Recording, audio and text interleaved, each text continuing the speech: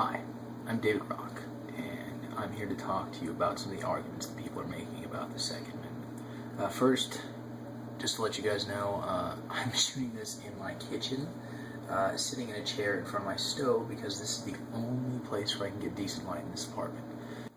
Second, I am a vehement supporter of the Second Amendment, so I guess I should just start off by saying this. But that doesn't necessarily mean that I am satisfied with all of the arguments that are being made by the pundits and politicians that are on my side. And I mean, I think we all know by my previous statement that I'm definitely not satisfied with the arguments being made by the left. So I'm not necessarily going to talk a lot about those because I think you all know my opinion on those.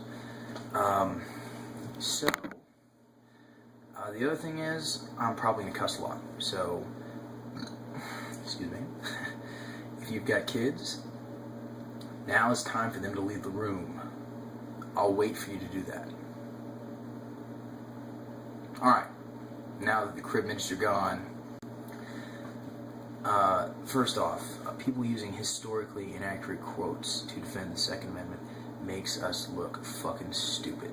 Okay, it really weakens our arguments, and people just shouldn't fucking do it. I understand that there's, ignorance that comes into play, that people just don't know that they're using historically accurate quotes. Fucking look that shit up. It's called Google. It's the 21st fucking century. Give it a program, okay?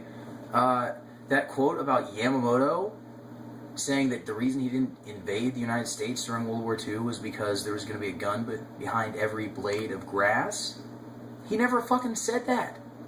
There's no evidence to support that he ever fucking said that. There's like a million quotes from Thomas Jefferson that are misquoted. And there's actually a lot of good ones that he actually did say, okay, that you can use to defend your argument. Use those fucking quotes. You don't have to use the ones that he never said. There's all sorts of shit. There's all sorts of good stuff that you can use. Just make sure that when you're, debating some fucking douchebag that writes for Esquire or whatever the fuck, that, you don't say something and he doesn't, and he goes, oh, well, actually, that's not true, and you're fucking stupid, okay? It just kind of shuts everything down. So don't do it, okay? It freaking infuriates me, okay? Do your research. Speaking of Esquire, so I'm at Texas State right now, and I'm trying to graduate. And I have this political economy class that's like my capstone course. So I have to write this huge bitch of a paper. It's like fucking 20 pages, and it's been hanging over my head like the sword of Damocles. And I hate it. I hate it. I kind of enjoy it because I get to talk about this issue, but in reality, I'm done. I've been here for too long. I need to graduate before this town kills me. Anyways, the subject of my paper is the Battle of Athens, and while I was doing research for that, I ran across an article in Esquire, and they were talking about how Larry Pratt and Piers Morgan were arguing, and Larry Pratt brought up the Battle of Athens for as an example of people using using the right to bear arms in order to overthrow a tyrannical government. I figured that I should give you some background info on the Battle of Athens, just in case you haven't read about it or don't know anything about it. It's just one of those stories that's kind of like a conservative / libertarians like myself's fucking wet dream. It's just one of those stories in history that just make you want to go, America, pew pew pew pew pew. Okay, basically in 1946, when most of the soldiers had already returned to Athens, Tennessee, in McMinn County after World War II, they figured out that while they had been gone, a political machine had taken hold. Actually, a lot earlier. but things had gotten really bad while the GIs left. This guy named Paul Cantrell came to power on Roosevelt's coattails in 1936, and he just kind of instituted almost a criminally run town. Gambling, prostitution, and a fee system that they were paying the deputies. So basically, what would happen is a GI would walk into a bar, have like 2 beers, and then a deputy would wait for him to walk out and kick the crap out of him, throw him in the back of a squad car, take him down to the sheriff's station, and charge him like, I think the number was something like $16 to $50 for public intoxication, which is probably not a small amount back then, given inflation. It was 1946. So, that fee would basically provide a means of paying the deputies. There was no salary. They got paid on like a commission basis, per arrest. And that pissed a lot of people off. Also, while war was going on, there was an investigation like 3 times for election fraud, but the government didn't do anything. And I think that's an important point too, because they, tried to ask for government redress of their grievances.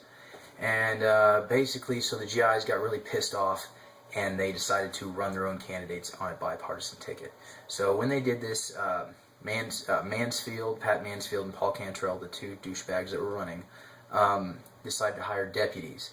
And basically, these guys were thugs. They ran around harassing the GIs, people voting for the GI ticket. There was a guy named Tom Gillespie, black gentleman that was trying to vote, and they asked him who he was voting for, and he told them the GIs, and they said, well, you're black, you can't vote.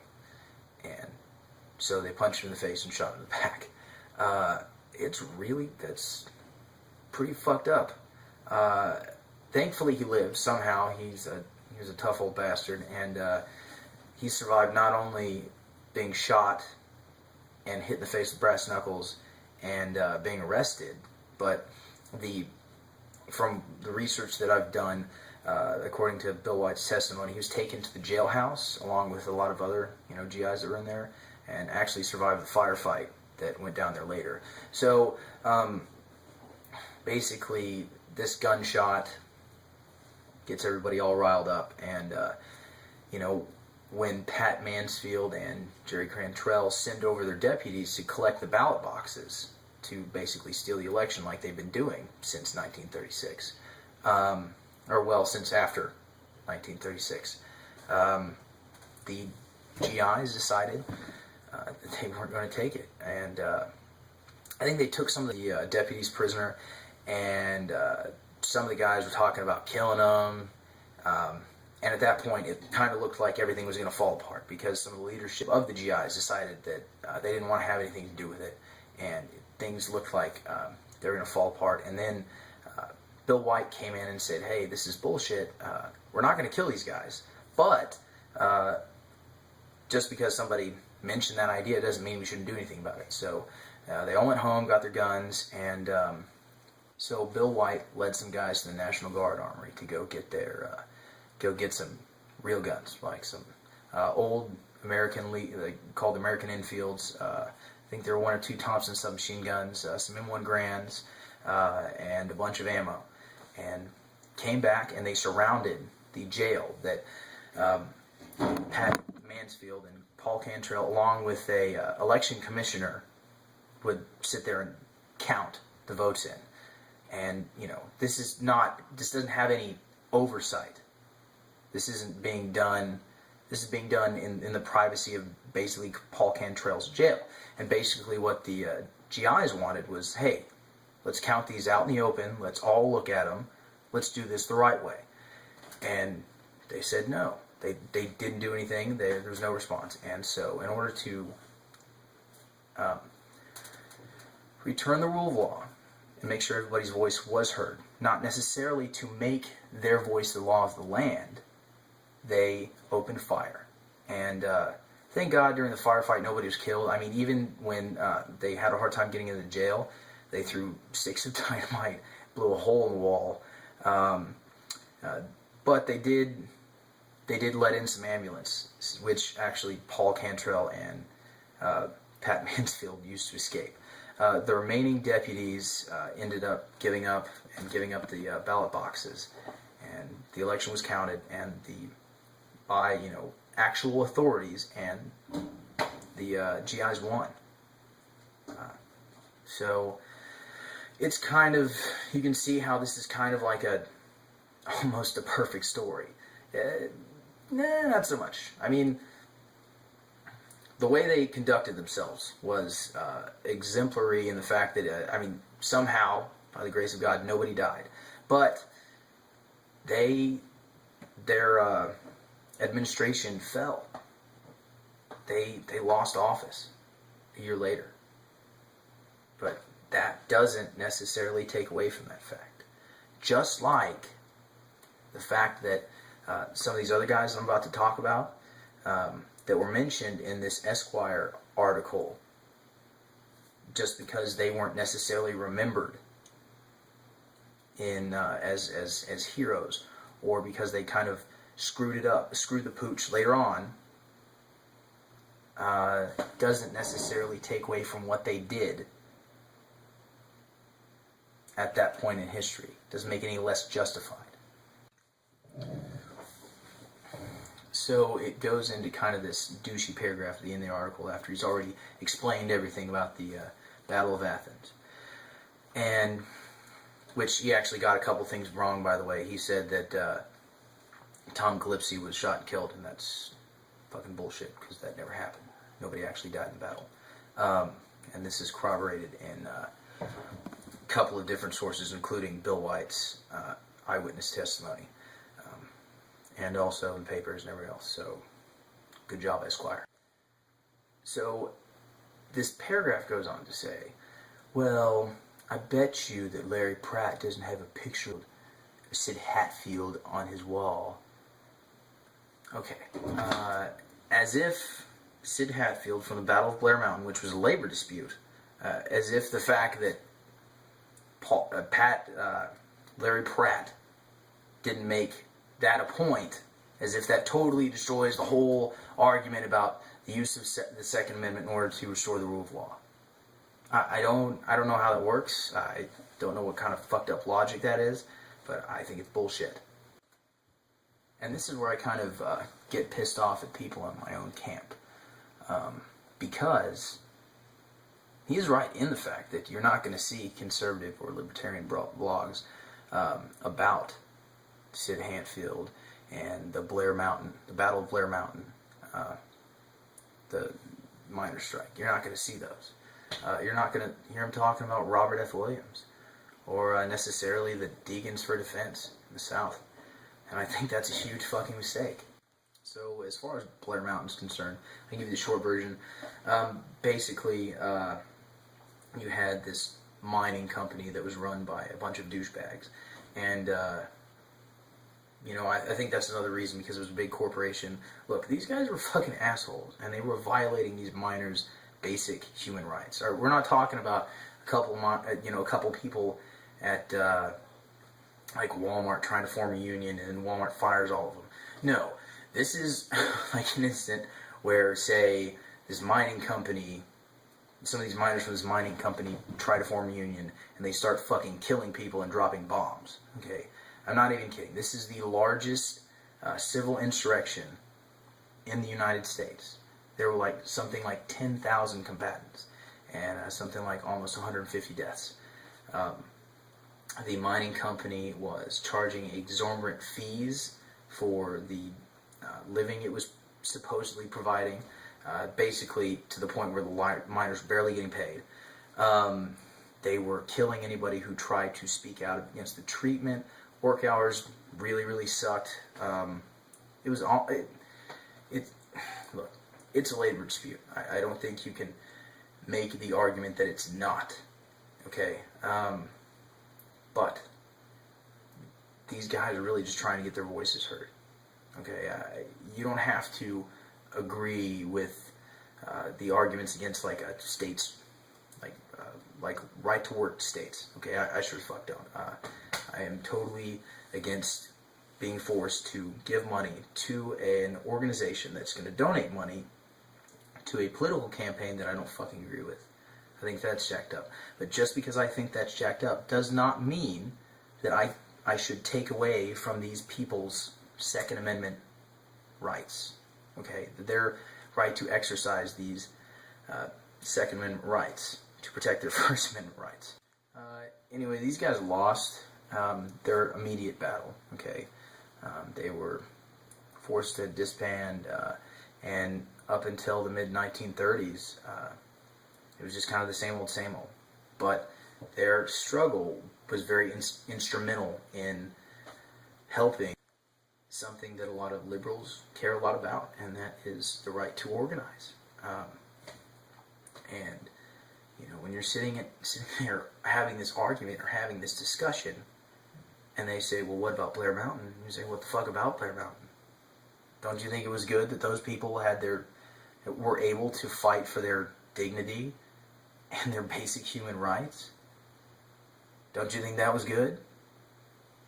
I mean, yeah, the immediate outcome kind of sucked, but in the long run, it helped contribute to their later victories in the mid-1930s. You can't say that it's like the main contributing factor or over, you know, the one pivotal event, but it definitely had an impact. When you're talking about there's a guy named Robert F. Williams. This guy was an NRA member, but you know, because of some of the stuff he did later on, you're not going to hear. Actually, both sides are kind of pissed off at him, but I would say the libertarian and conservative more so. Robert F. Williams was a soldier, came back around the same time the Battle of Athens happened, and he basically organized a bunch of people for the purpose of defending their homes from Klansmen that were running around tearing shit up in the South. And there was an actual system in the South that was basically designed to disenfranchise not only black voters, but poor whites as well, in order to keep a group in power. Now, of course, racism has a huge thing to do with it. But at that point, it's institutionalized racism that is also being used to keep a certain group in power. And so today's liberals, who are supposed to be the vanguards of the civil rights movement, really have played up this narrative that, you know, it was Dr. King and Dr. King only and his movement, his peaceful movement, that contributed to the civil rights movement's successes. And look, you can't argue that they didn't have a huge impact, probably the largest. But you can't discount people like Robert F. Williams, people like the Deacons for Defense, that played a pivotal role of trying to protect some of those people. There's a case called the Kissing Case. Basically, Robert F. Williams was standing up for these two little black boys who had been accused of rape, and basically their crime was kissing a white girl in a game of truth or dare, basically. And then a couple years down the road, I think the Kissing Case in 1958, it was a couple years later, 1961, around the same time the Freedom Riders were running around. They weren't actually Freedom Riders, just regular white people driving through the African American part of town. I kind of got that jumbled up earlier.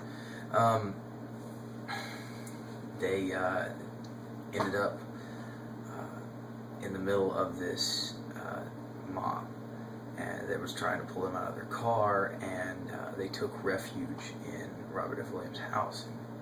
And, you know, he kind of in the interview that he gave, in one of the interviews that he gave in like 1968, he kind of talks about how he kind of half-heartedly decided to give them refuge because he didn't know if he was going to be framed or not for it.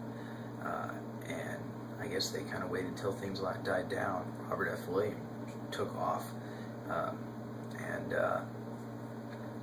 he basically got he got charged with kidnapping because of this. If they had gone outsiders, pushed him out, they probably would have been killed. And that's really fucked up that he got charged with kidnapping for that. So obviously, he was disillusioned. And this was around the time that he was running the Black Guards too, and his kind of organization that was set up to protect the community. So there's kind of a way you could definitely get disillusioned with the system after they basically you become a wanted man. And so they decided to put him on America's Most Wanted list. It's kind of fucked up. It's really fucked up. And so he got pissed off and went to Cuba and started hanging out with Castro and Mao and started a radio station called Radio Free Dixie. And he got caught up in the Cold War. Now look, I'm not a fucking communist. I don't think anybody that knows me would say I'm a fucking communist or socialist or any of that shit. No. But if you live your whole life with these Klansmen running around in the name of defending fucking capitalism and democracy from these evil communists, you might say, well, communists can't be bad if the Klan fucking hates them that much. You know what I'm saying? If the system of capitalism and democracy, which I love capitalism and democracy, but sometimes it doesn't work when it's being run by douchebags. It doesn't work very well. And if that system isn't working for you, that system is being used to basically kick the shit out of you every day, then you'll probably go try to find another system. So, you know what I'm saying? You can't blame him for feeling that way. You might question his decision-making process. I sure do. But just because of what he did later on doesn't make what he was doing at the time to defend home and hearth, to defend his community, wrong. Okay? You can't sum up somebody's entire life by what they did for a period of like 10 years or whatever. Okay? And in fact, he did become disillusioned with communism. He did return, and he returned with the State Department's help.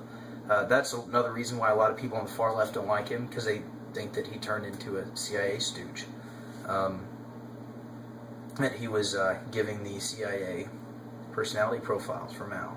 And I think it's another thing to realize that Blair Mountain too, they kind of got caught up in the Red Scare. Again, this is before Stalin. This is the 1920s. This is before Mao. And I think you have to remember that. And they didn't really know how fucked up that system was.